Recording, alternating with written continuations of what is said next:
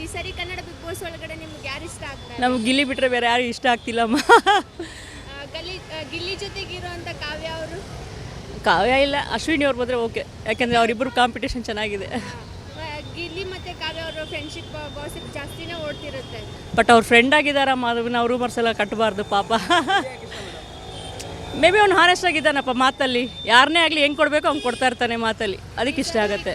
ಯಾರಾಗ್ಬೋದು? May be ಗಿಲ್ಲಿನೇ ಬರ್ತಾರೆ ಅನ್ನೋ 100% ನಂಬಿಕೆ ಇದೆ. ಗಿಲ್ಲಿ ಅವ್ರ ಮನೆಯವರಿಗೆಲ್ಲ ಟಾಂಟ್ ಕೊಡೋದ್ರ ಬಗ್ಗೆ ಯಾವ್ದಾರ ಒಂದು ಅದು ಕೊಡೋರು ಕೊಡ್ತಾರಮ್ಮ, ಬಂದಮೇಲೆ ಹೊರಗಡೆ ಬಂದಮೇಲೆ ಅವನೇ ಉತ್ತರ ಕೊಡ್ತಾರೆ, ಅದಕ್ಕೂ ನಾವು ಹೇಳೋಂಗಿಲ್ಲ. ಮತ್ತೆ ಗಿಲ್ಲಿ ಮತ್ತು ರಘು ಅವ್ರದ್ದು ಫ್ರೆಂಡ್ಶಿಪ್ಪು ತುಂಬ ಚೆನ್ನಾಗಿದೆ. ಕಾರ್ಟೂನ್ ಫಸ್ಟ್ ಟೈಮ್ ಇಷ್ಟು ಸೀಸನಲ್ಲಿ 12 ಸೀಸನ್ ಏನಿದೆ, ಫಸ್ಟ್ ಟೈಮ್ ನಾನು ಕಾರ್ಟೂನಲ್ಲಿ ಎಂಜಾಯ್ ಮಾಡ್ತಿರೋದು ಗಿಲ್ಲಿ ಮತ್ತು ರಘು ಅವ್ರದ್ದು. ಈ ವಾರದ ಗಿಲ್ಲಿನೇ ಇಷ್ಟ ಹೇಳ್ತೀನಿ, ಯಾಕೆಂದರೆ ಈಕ್ವಲ್ ಗಿಲ್ಲಿ ಫಸ್ಟ್ ಹೇಳ್ತೀನಿ ಹೇಳಕ್ಕೆ ಹೋದರೆ.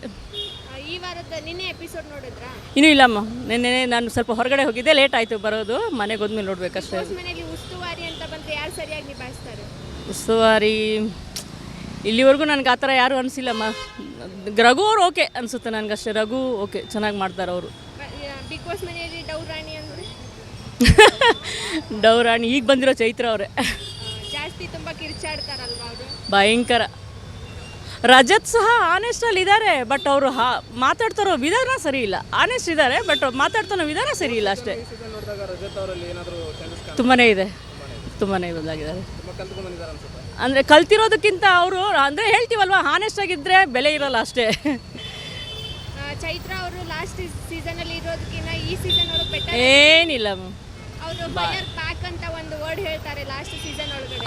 ಅದು ಹಂಗೆ ಏನಿಲ್ಲ, ಟುಸ್ ಪಟಾಕಿ ಅಷ್ಟೇ. ಅಲ್ಲಿ ಫೈರ್ ಆಗಿ ಬಂದರು, ಬಟ್ ಅಲ್ಲಿ ಏನಿಲ್ಲ, ವೇಸ್ಟ್.